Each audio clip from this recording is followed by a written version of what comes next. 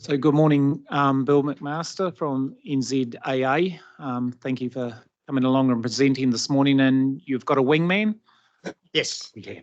Steve, is it? Yep. Yes. Good morning, Steve. So, right team, we'll head off into it and we'll let you start, Bill. Thank you very much, Mr. Chairman and councillors, RTC members, for the opportunity to come along and present our submission today. I've joined today by, as you note, Steve Cantwell, who's our Deputy Chair of the AA in the Waikato here, and he'll be speaking to the second page of the notes here today. So, firstly, we'd just like to congratulate the RTC on the work you've done preparing a well-written, robust RLTP, which we think will serve the region well and hopefully attract that national funding from central government for the important work that we're doing here in the Waikato. Just by way of background, nationally, the AA has about 1.8 million members in New Zealand and about 70,000 members in the Waikato. Locally, the Waikato district advocates on behalf of its members and as a key stakeholder, we believe in the transport sector here in the Waikato. We'd like to participate, particularly in an important project such as the RLTP. Today you will have had our full submission, but today we'll just take you through the key points. In terms of the front end of the RLTP, we support it. It's well written. The 5 strategic priorities and the key transport issues and challenges that have been identified, we believe cover that very well. One thing we've noted in the key opportunities section 2.3, we believe there's perhaps a bit of a gap in terms of the opportunity that would accrue from investing in strategic roading. The economic and safety benefits of constructing those large major roading projects, I think, is an opportunity for the region, and we just think there is a little bit of a gap there and there from that perspective.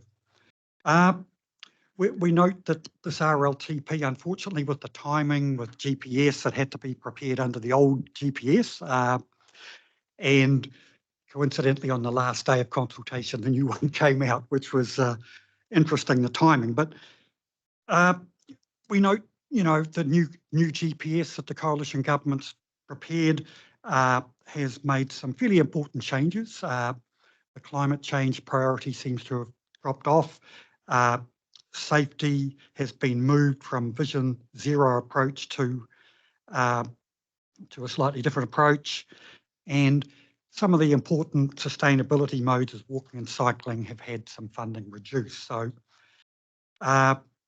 we are concerned with some of those, but we are pleased to see that maintenance has been given a priority in the new GPS, and the new pothole prevention activity class and the ambitious road building program around the RONs and that sort of thing has been brought into that. So I guess we're seeking a bit of clarification from the RTC in terms of how you will go about reworking the RLTP based on the new GPS. And I know that's a challenge for you, and we appreciate that you're in a difficult position to do that. But I guess we're saying if there's any significant change which might trigger your significance policy in the RLTP, we'd ask how would an organisation like the AA have further opportunity to comment on that, if any.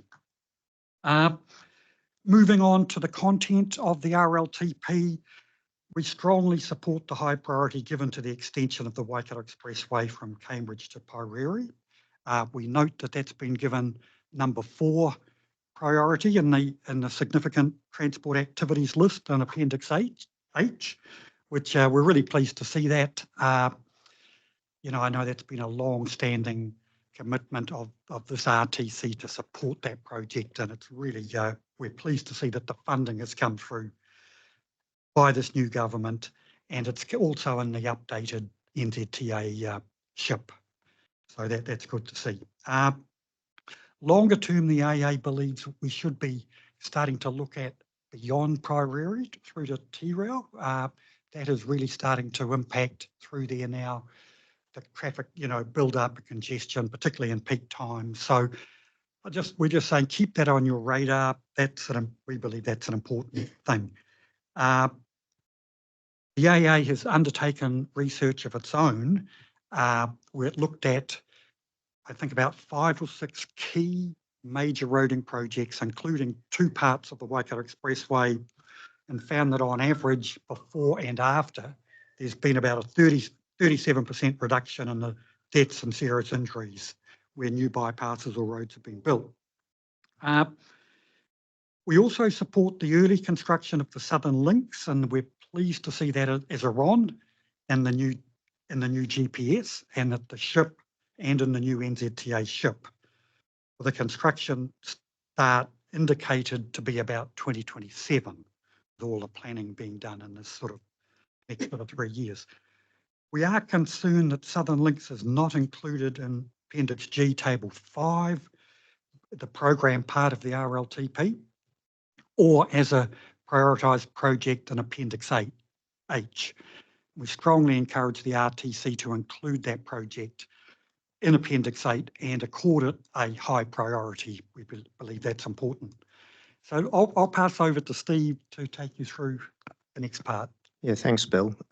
So the AA supports the improvement of the bully point in Taupo, being that that's a high priority and it should be significant on the priorities list.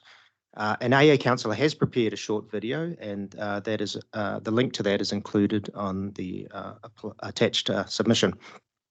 The AA supports the RLTP resilience priority and support the Coromandel Hauraki Resilience Project as the second priority as listed in Appendix H. Road maintenance has been a top concern of the AA members across all surveys that we have conducted nationally over the past 5 years. We are concerned that maintenance funding has not kept pace with the increased demand on the road network or the increased costs of maintenance. And so we submit that road maintenance must be clearly stated in the strategic context part of the RLTP as being of high strategic importance to this region. We support the continued focus on road safety, noting in particular the poor record of the Waikato region. We support the change in language from road to zero to focus on a substantially safer transport network. We support the lower speed limits around schools, but in other cases, changes in speed limits must be based on clear supporting data and applied consistently. Furthermore, we support the climate change priority to reduce carbon emissions and transform towards an environmentally sustainable low carbon transport system. AA members and motorists, cyclists, public transport users and pedestrians, and we support the move to a more sustainable transport options. And we also continue to support the continued investment in public transport. Finally, we strongly encourage greater interregional collaboration, in particular on State Highway 29, the corridor between Pairuri and Tauranga. We consider that this State Highway 29 corridor is not fit for purpose.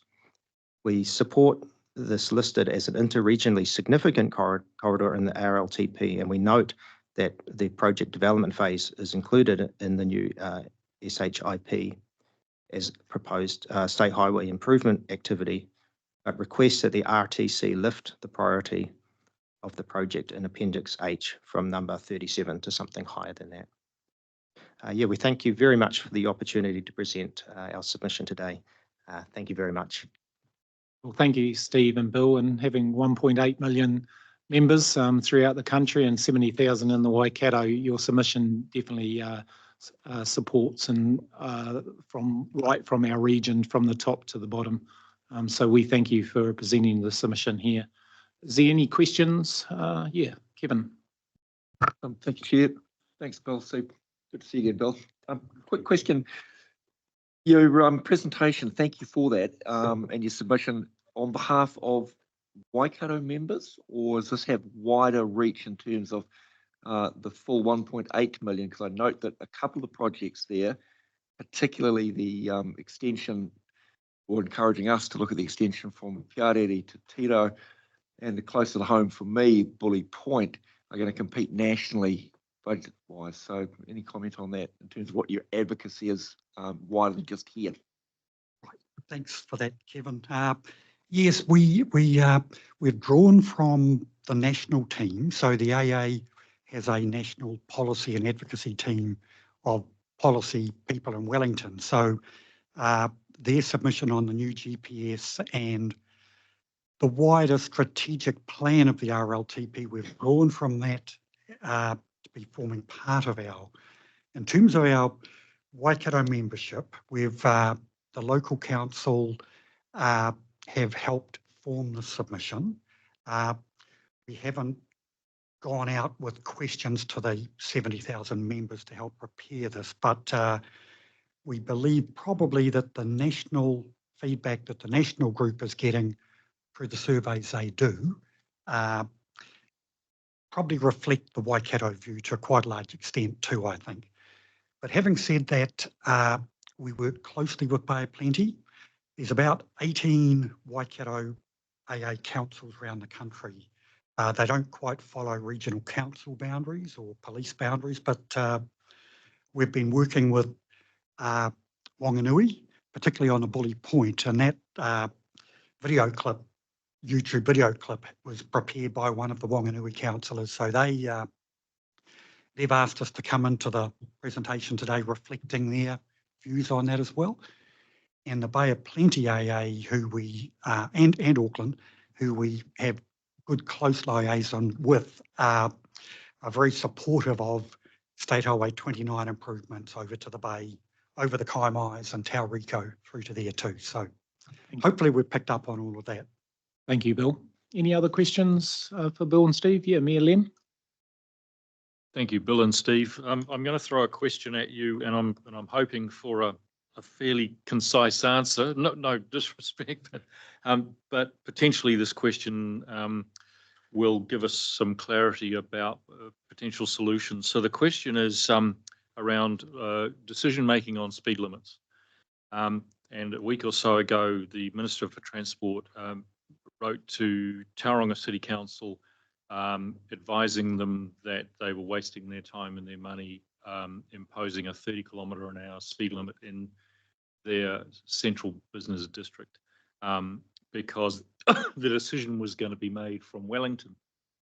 So my question for you is your feeling based on what you know about your membership, should those decisions about local speed limits be made at Wellington level or at local level? And secondly, what role do you see AA as having in helping to capture that local knowledge and feed it back into the process?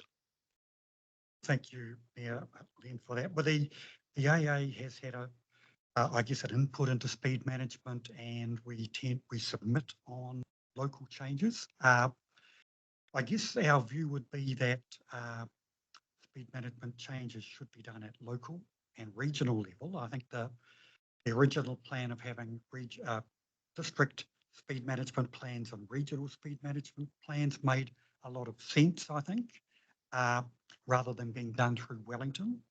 Our view has always been open to speed management changes, but we've always said it should be done consistently based on good evidence and data.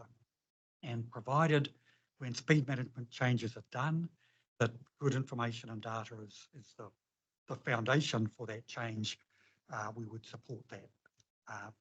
But we do take an active role in submitting on local speed management. So hopefully that's answered that question. Yeah. Thank you. So if I'm reading that right, you see a strong argument for local input as much as central input, or more than central input? Steve might like to comment on this. Or a mixture of the two. As well. I think local and regional. Definitely local and regional should be where it's coming from, with perhaps some guidance nationally. I think that is a new speed management guide coming out, I think, or rule, which I guess will set the overall national framework, but I believe it should be done locally and regionally. Thank you. That's a big help. Thanks, Len. Well, thank you, Bill and Steve, for presenting today your submission. Thank you very much. And thank you. Next we've but we've got Adrian.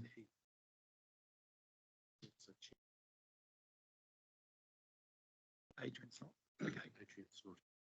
Sorry, we're just having a little tweet here because Tweedyman's funeral director is late, which is unusual for a funeral director. So we'll got Sarah online. Oh, sorry. Yeah, Lee.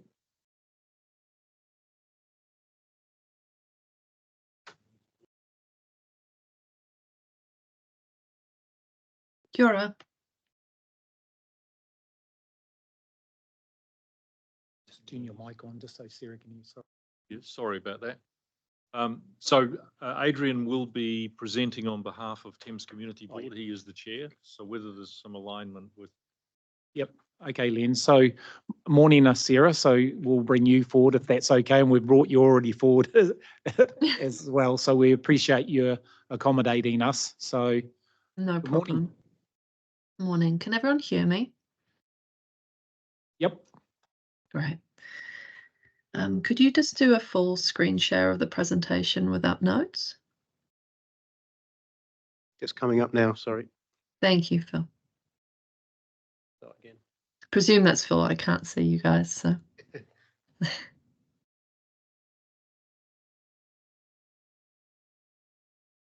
We go. Great, thank you. Tēnā koutou, katoa, Sarah Roberts tuko ingoa, NZAA Waka Kotahi. My name's Sarah Roberts. I'm presenting on behalf of NZAA today. Just on the first slide, thank you. The new SHIP was published on the 12th of April 2024 and was revised against the new government policy statement. The SHIP takes a national level whole of system view and describes the work needed in maintenance, operation, renewal programs, as well as improvements to the network. It takes a 10-year view with a focus on a 3-year output. The inclusion of SHIP activities in the RLTP is a prerequisite for funding from the National Land Transport Fund. Due to the SHIP being released after Waka, Waikato RLTP published submission process closed, we want to ensure that the updated SHIP is considered as part of RLTP hearings. Could you just go to the next? Oh, you're on the right slide. Thank you. State highway maintenance renewals and operations and renewals, increased investment in maintenance, renewals and operations. The quality of the state highway network is in decline and the need for large-scale renewals and rehabilitation work has increased in recent years. The SHIP proposed an increased investment in the maintenance, renewals and operation of state highway network, working with our partners to maintain safe, reliable, strategic freight corridors across the region. Maintenance and renewal activities will be delivered in 2 tranches. Firstly, we must halt the decline and restore asset condition to reverse the adverse impacts on service levels. Then we need to establish a sustainable programme that maintains current and new infrastructure improvements. This will ensure improvements are fit for purpose for the least cost. Through the State Highway Pothole Prevention Activity Class, investment will focus on renewals to restore levels of service. Investments will concentrate on strategic networks to improve national resilience, safety and economic growth. The maintenance programme includes a significant increase in road safety, pavement renewals to increase the longevity of new pavements and reduce the incidence of potholes and similar faults and related repair works. Increased drainage renewals to better manage the effects of climate change, increase safety through the installation and renewals of barriers, safety markings and digital safety devices. Increased investment in forward works planning, delivering work more efficiently through low cost risk improvements simultaneously, including crowdfunding resilience activities. Next slide, please.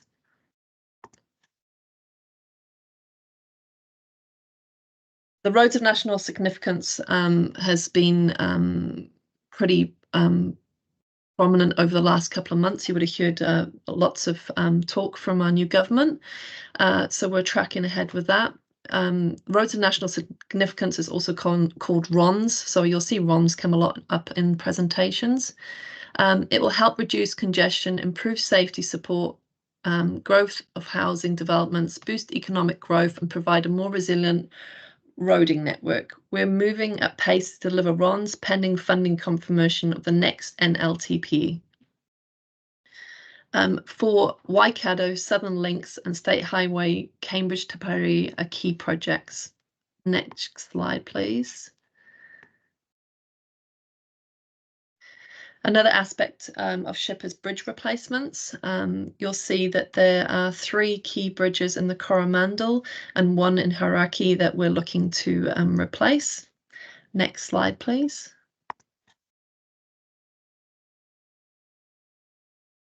Thank you. The previous safety program in SHIP was called SIP, which is Speed and Infrastructure Program. You'll see it now listed in SHIP as value for money safety improvements. This program is a package of work and we don't have individual line items. This was due to the limited time we had between the GPS release and the need for SHIP to come out and be published. You'll see that the main focus is low cost, value for money safety retrofits in high risk corridors and intersections. Speed limit changes will focus on high areas of high safety concern. We'll coordinate really closely with maintenance activities to improve safety and resilience as part of kind of day-to-day activities. We'll continue to work with commercial vehicle regional safety centres. Next slide, please.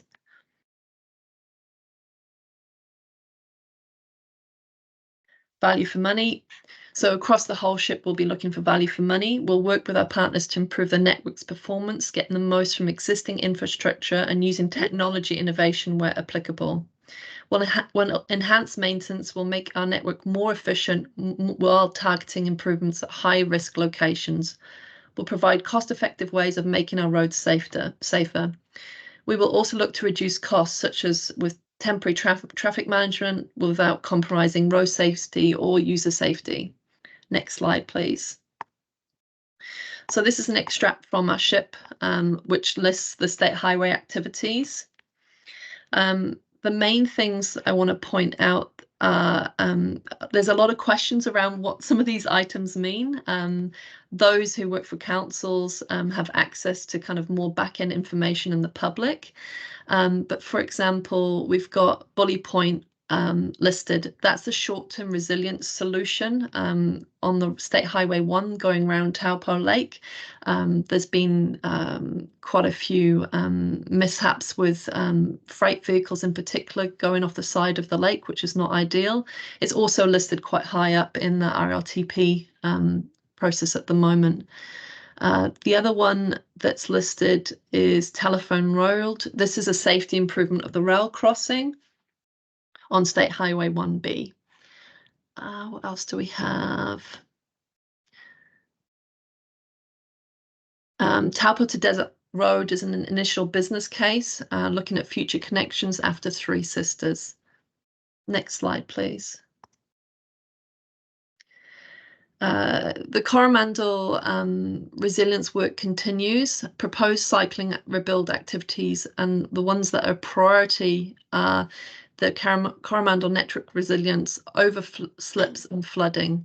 The initial SHIP contained very high level information that was informed by the entire strategic resilience response work that was completed after Cyclone Gabriel.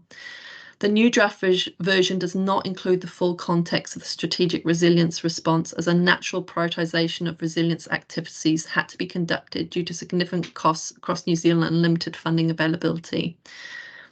The criteria that we've now gone by is one network road classification, an Arataki strategic network 30-year view of the land transport system, alternative route availability, equity, value for money, level of resilience risk, existing damage and level of service, consideration of other factors such as progressing strategic work to understand long-term resilience requirements, alongside opportunities to triage sites to address the most critical issues across corridors. And regional networks, whilst improving network resilience in the short to medium term, have also been applied. Next slide, please. This is a list of our committed state highway activities. The key thing to note here is these are activities that are already in play. And what we're committing to is the phase of the current project. So it doesn't mean the full completion of each project. Next slide, please. So in summary, some things that we really noted were kind of significant change from the ship you would have seen prior to Christmas is we've had to remove the Waikato Metro Spatial Plan and MSP State Highway Proposal line items. The MSP line items for 100% state highway share have been removed from SHIP as they will have poor alignment with the new GPS. The Regional Transport Committee can retain MSP activities to be considered and prioritised for the NLTF funding through local share contribution. Although we cannot guarantee funding, their inclusion may be considered more favourable than the internal SHIP process. Work being conducted currently, such as the economic benefits of MSP, should be helpful in building cases for funding. Project development work for the roads of significance is being managed as a national fund to allow NZAA to respond at pace and in an agile way in need to progress these strategically important projects. The SHIP contains a regional share of this total fund for each region, with the roads of national significance projects within it. In Waikato, this is primarily funding allocation to support project development on Hamilton Southern Links.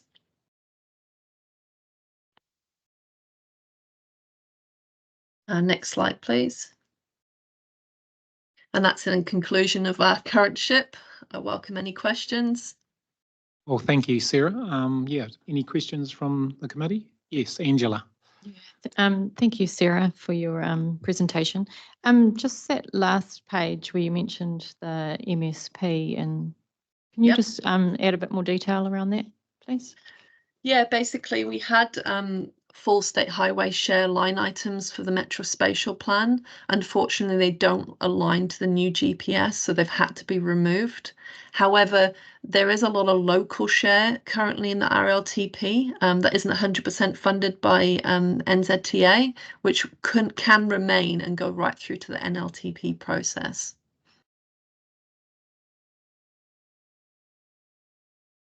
On? Oh, sorry.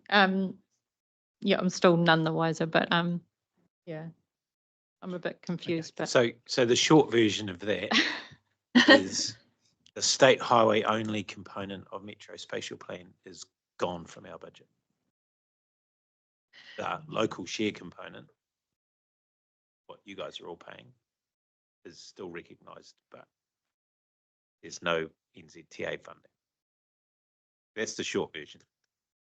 There's some subtleties around that, which is what Sarah was trying to describe, and Phil can do a better job of, but yeah. Well, at risk of repeating that though, the NZTA has two roles. The first is as a funder of all of the things that we do as a subsidy part funder, and then the other is as a state highway authority where they have their own program that's 100% funded by them. The portion that my understanding has been removed is the piece that's their program on their network. okay. The opportunity for us to apply for, and through a process of prioritisation accessing the funds to deliver the rest of the package hasn't changed, and that will be part of that process later on in the year. Thank you, Phil.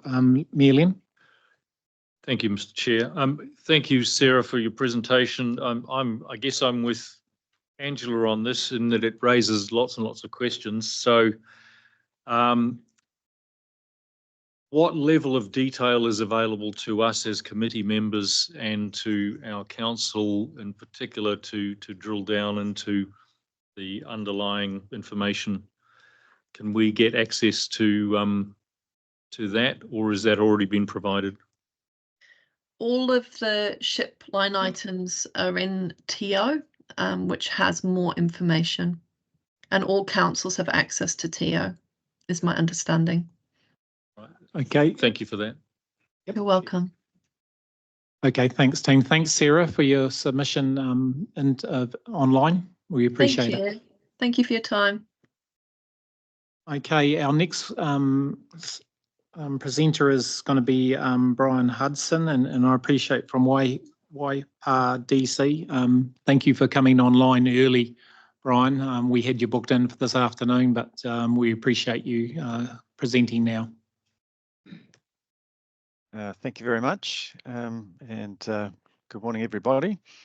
A relatively short presentation here. I haven't provided a slideshow or anything like that, but just wanted to reiterate to the subcommittee this morning that Waipā District Council's, I guess, transport strategy and direction is very much aligned with the regional land transport plan and vision, and so certainly support that vision. And then just a couple of points. Obviously, with Waipā District Council being a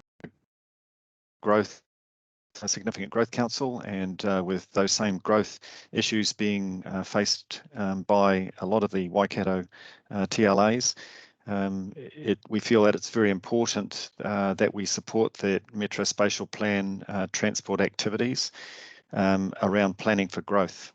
And that's really on the basis that it's an essential thing. While growth might slow for a while, we see how rapidly it is transforming Hamilton City, but also the towns like Cambridge, Tiamutu, and other towns in the Waikato. And so therefore, that planning for growth, because we know we're never going to build enough roads to satisfy all transport needs, that it is essential that we do follow through on those Metro Spatial Plan activities, which includes passenger transport, walking and cycling, along with building the roading infrastructure that we need. And we can certainly see those growth impacts within Waipā when we look at those industrial areas around the airport and Hautapu, so the new business that is developing there rapidly, but also in the scale of residential growth that we're seeing that is unprecedented within Waipā. So certainly this council has got a strong focus on planning for that growth, and we see those Metro Spatial Plan transport activities as being essential for that. Then I just note also that with the draft GPS coming out, that it doesn't talk much about climate change, expecting emission reduction plans in the future to do the heavy lifting there. We support keeping climate change focus within the regional land transport plan. Then within Waipā, we have roads of national significance. Obviously, completing the expressway from Cambridge to Tairua is a top priority, and I know it's a top priority for many mayors and others in the room there. And we have seen the significant loss of life and serious injuries and the growing congestion problems on that piece of what is the most nationally significant highway. And so we certainly want to see that progress. And I understand NZTA are obviously advancing the notice of requirement for a designation there. And we certainly don't want the foot to come off the accelerator on that project. Then I guess the other concern with the GPS is with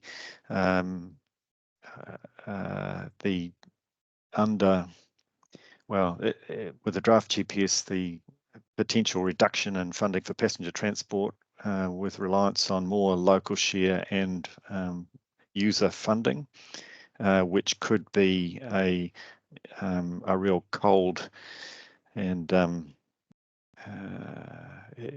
something that puts the brakes on the recent rapid growth that we've seen in passenger transport, and that would be a shame if that happens, given the really good work that has been done and the advances we've made.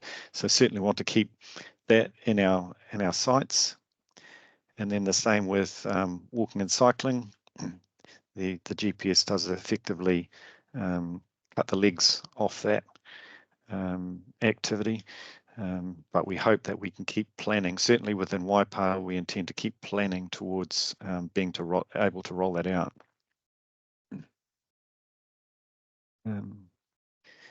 Note also that with the program that Waipā Council put forward for maintenance and operations and renewal, that we have funded that in our annual plan, but note that council is going to struggle to be able to do all the renewal that it would like to do with the funding that's available. So that's going to be an interesting issue for many local authorities, I believe, over the next 3-year period in terms of what's affordable. When we do have a need to spend more on that, but it comes at a time when contractor resources to do it are probably going to be stretched and the costs are very high to do that work, and local authorities, including Waipā, may have limited budget to be able to do as much as we'd like. And that ends my wee presentation. Well, thank you, Brian, for presenting today. Is there any questions from the committee? If not, thank you very much again for coming forward in the early time slot, Brian. Appreciate it. Thank you. Have a good day, everyone. Bye now. Okay, we've got Kinetic NZ Holdings Ltd, Russell Turnbull and Nigel Piper. So if you'd just like to come up, and Dave will put the presentation up on the board for you, Mike, and he'll turn on your mics. If you just make sure that you just pull the mics towards you, so because we've got a few people online as well. So that once they, yep, they're red now. So good morning and welcome. Thank you. There was a presentation to, oh, you can see it, we just can't see it. No, he's trying to find it, so it should come up on the board. Maybe I'll just introduce ourselves. So yes, I'm Russell Turnbull from Kinetic, and beside to my left or to your right is Nigel Piper. So Kinetic is a company which actually represents 3 well-known brands here in New Zealand. You would know us as GoBus. We've been operating here in Hamilton since early 2000s actually, but history goes right back to the 1930s. We also operate the Johnston's coach brand, which is a 5-star touring brand, and Skybus, which is an airport brand as well. So if I could go on to the next slide. So who we are in New Zealand. So I've talked about the 3 brands, but over time we've actually grown significantly from our beginnings here in Hamilton. And so from the slide you can see we have 50 depots across the country, over 3,000 vehicles and around 5,000 people employed as well. But we're not just a New Zealand company. We have operations in Australia and across the rest of the world through a 51% share of Go Ahead Group. So we can bring a lot of expertise to the table. Next slide, please. And we've got a very big footprint here in the Waikato. So we obviously run the services for council here in Hamilton and surrounding areas. But we also have a very big school bus presence too for the Ministry of Education primarily, for the university and also for Te Whatu Ora, the old DHB. So with that, 10 bus depots and 11 bus depots and 300 vehicles and 400 employees. So not a small footprint across the region. Next slide, please. So on to our submission, and there's really 3 key points that I want to pull out from what you've already read and just add a little bit of flavour to. So the first one was a discussion around shared freight and bus lanes. And look, we are concerned about this. And the reason being is that the bus lanes are there to make buses reliable. They're also a place for cyclists and motorcycles to share as well. We've done a lot of training of bus drivers to have full respect for cyclists and motorcyclists. And we can't imagine how that training would be extended to truck drivers, for instance. And then there's a whole question of enforcement is, what is a truck? Is it a tradies ute? Is it a 3-ton truck? We just think it's very difficult. And we're also thinking that passengers beside the road being exposed to trucks hurtling past them at the stops of waiting for a bus isn't a good picture for them either. Next slide, please. We recognise and we've noticed and we're part of the growth of Hamilton and the sub-region around it. And we think that's very exciting. And so we really recognise the work Council's doing in looking at setting up some arterial or putting aside some space for a rapid transit network. And we think this is really important to do that and get it done. And we fully support the development of the rapid and frequent bus network. Next slide, please. Our third and final point is noting that the plan proposes to put aside $20 million for electric vehicle bus charging station or stations. And we really do question the value of this, given how fast technology is evolving around bus charging, around how important it is that the charging is matched to the actual vehicles chosen, and ignoring the fact that the bus companies have got the expertise in this area seems to create a lot of risk for council if it's to have one bespoke bus charging area. So there's very little in the way of other bus companies coming to town and setting up infrastructure, and for forthcoming bus contracts, which are going to be about 9 years long, there's plenty of time for payback in that period. And the technology is going to rapidly evolve, and that will, it just seems like perhaps best left to the bus companies to look after that. Those are the 3 key points I want to cover off today. Thank you, Steve. Did you want to add anything, Nigel? Or No, I think Russell's covered it well. Yep. Thank you. okay, any questions from the panel? Yeah, Rodney. I didn't know you could legally drive a truck on a bus lane. That's good news for me as a truckie. That's certainly Can what's you do being that? proposed. Yeah. You can't, can you? So you're talking about trucks like going into the bus lane to turn in to deliver stuff, or you're talking about them? Through the chair. A bit lost. Yeah, as I understood reading the plan, there was a proposal for a shared truck and bus lane. So if I got that wrong, apologies, but that's what I read. Nigel, do you want to comment on that, or is there, no? Yeah, we'll check on that, Rodney. Yeah. Okay. Okay. Thank you. Yeah, Mayor Len. Thank you, Mr. Chair. Thank you for your presentation. I find myself really intrigued by this discussion, and I'm glad you raised it around the $20 million set aside for EV charging stations, and who is best placed to make sure that whatever is put in place, managed and maintained, renewed and kept current, is best placed to be doing that. And can I get you to maybe give us a little bit more detail around if council, for example, made a decision not to invest that money and it was back on your shoulders, what would that look like? How would that work? Would it be part of contracts? How would that work? Nigel, do you want to speak? Yep. Typically, they would form part of the costing of a new contract. Mindful that the bulk of the contracts in Hamilton will be out for tender over the next year or two. So if charging and EVs are specified, then the operator would spread the capital cost over the length of the contract, as we've done elsewhere.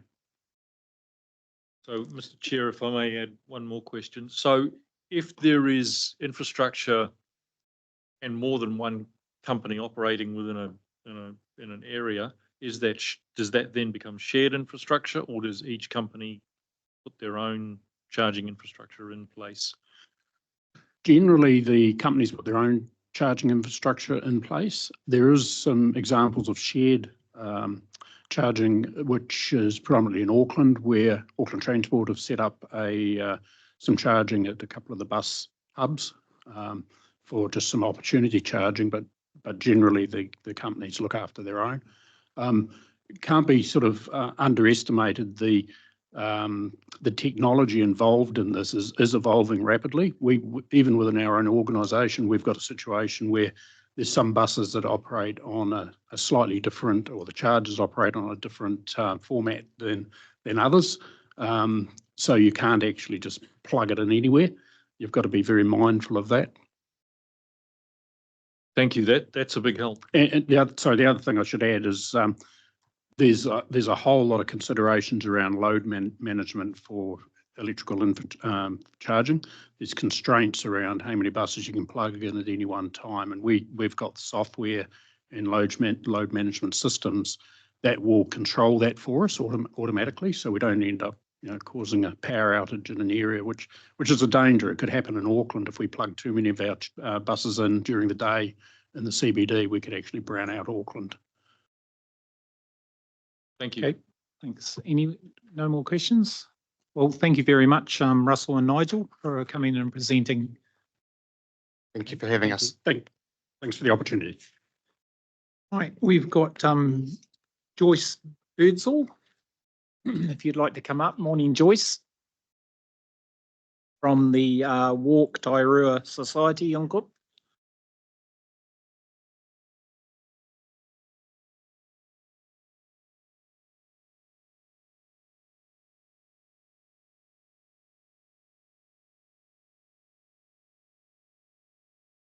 Yeah, so bring the mic right up to you. Good morning, Joyce. Good morning. Welcome here to present in front of the panel. Thank you very much. This is very much a grassroots presentation, if you like, rather than you hearing from councillors and companies. We just wanted to come and present a petition in relation to the effect of people who live on the Coromandel. And we are very delighted to see the level of funding that has been allocated for the roads in the Coromandel. It's something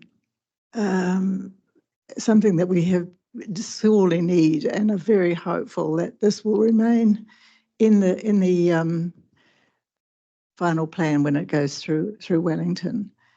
We have lived for a very long time with not being sure whether we can get out of our area to get to a hospital appointment or an airport, and it would be just wonderful to have a huge improvement on our roads. So yes, please fight to keep that funding in the budget as it goes forth. The other focus I wanted to, or point I'd like to comment on is I am here through to speak on behalf of Walk Tairua, which is a local group that has funded and has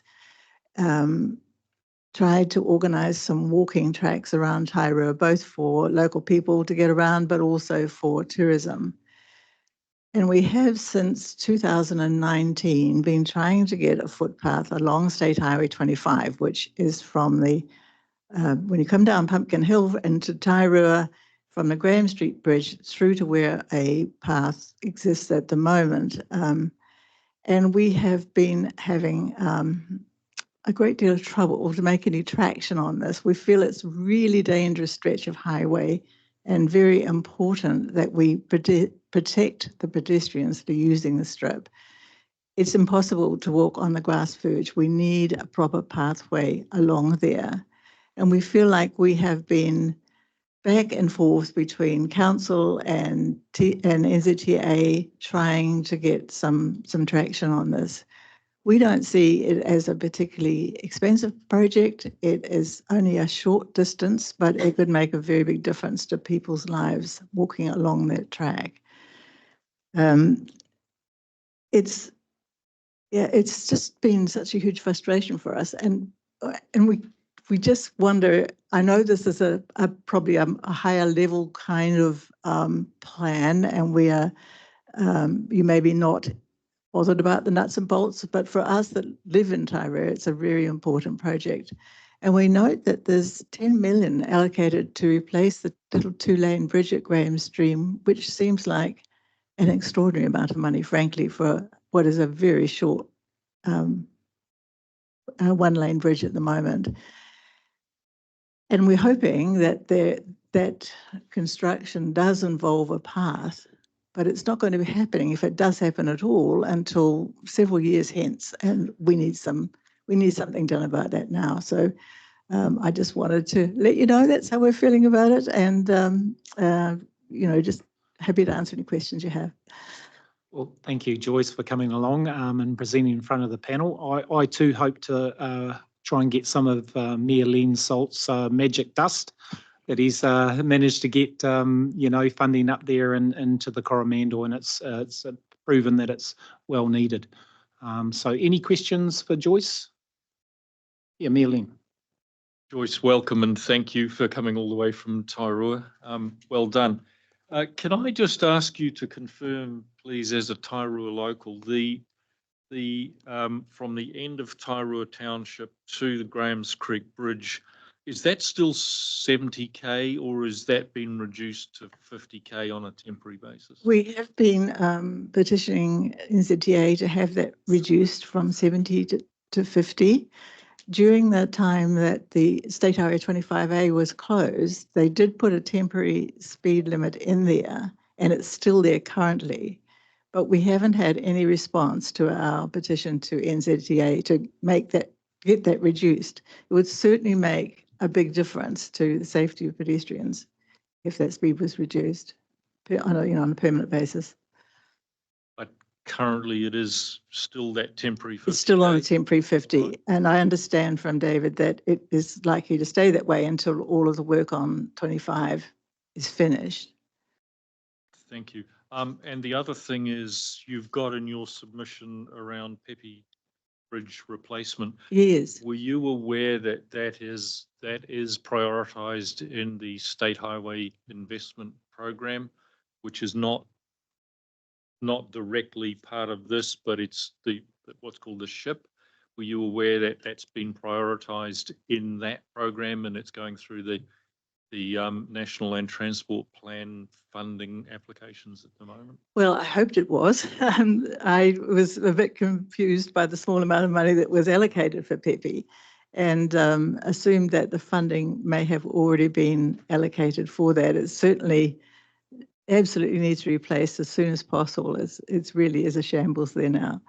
Thank you. I don't think we're there yet, but we're on a pathway. Right. I wasn't quite sure what pre-implementation meant in your plan, so from that I assumed that maybe a lot of the work was already ready to go. Okay, thanks. Thank you. Thank you, Mayor Len. Any other questions for Joyce? If not, thank you very much for coming and present today. Thank you, Joyce. Right, we might fit one more in before lunch, and we've got Charles Fletcher from the Tamahere Community CC. Oh, yeah. Good morning, Charles. Morning. Thank you again for coming forward. Appreciate it.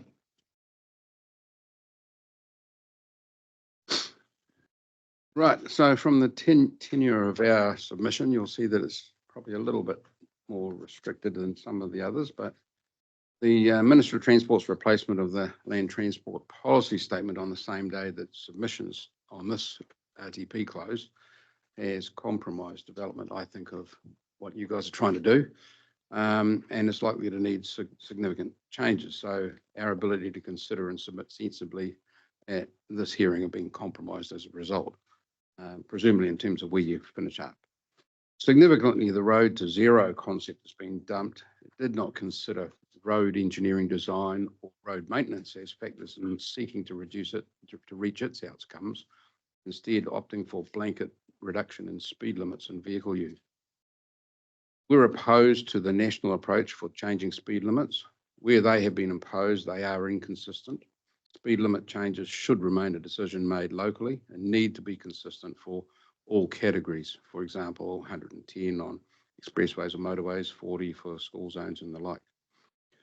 We made submissions to NZTA on the State Highway 1 Cambridge to Prairie road changes, which will only make a minuscule road safety change benefits.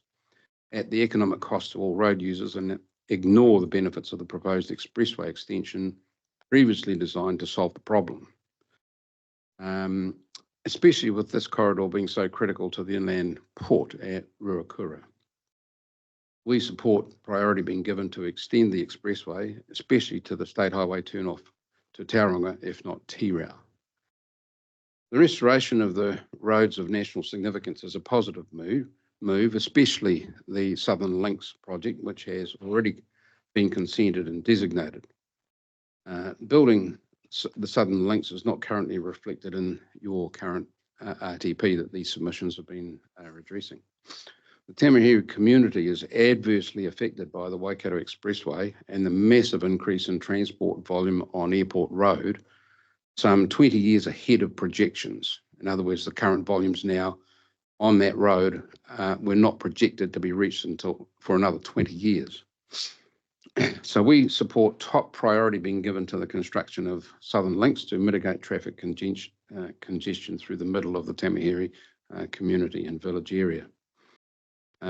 NZAA is also supposed to have constructed a walking and cycling link from the new Alfred Main Drive road access to Hillcrest. That's not happened, and at the moment it's sitting in a black hole somewhere. So we would like to see this promoted through the Waikato LTP, please. Any questions? Yep. Yeah, thanks, Charles, for coming along and presenting today. It's good, as you've mentioned, that Southern Links is in the RONs and hopefully sooner rather than later we'll start to see some stuff happening there. Just that last point around the footpath cycleway on Alfred Main to along Cambridge Road, was that, well, David might be able to uncover this, was that funded to be constructed? Is that all go, is it? At the moment, there's no funding allocated to that by NZTA, and as much as possible, they're trying to dump that on the Waikato District Council, but it's obviously not that responsibility yet because it's still a state highway. Thank you. I just needed to check that. Thanks, Eugene. Any other questions for Charles? If not, thank you, Charles, for presenting today. And the committee will take all your points on board. Appreciate it. Thank you. Okay, panel, it's lunchtime now. Hopefully, LJ's, lunch has arrived. So it's 12 o'clock. If we could be back at 12:30 for Hamilton City Council as the next presenter at 12:30. Okay.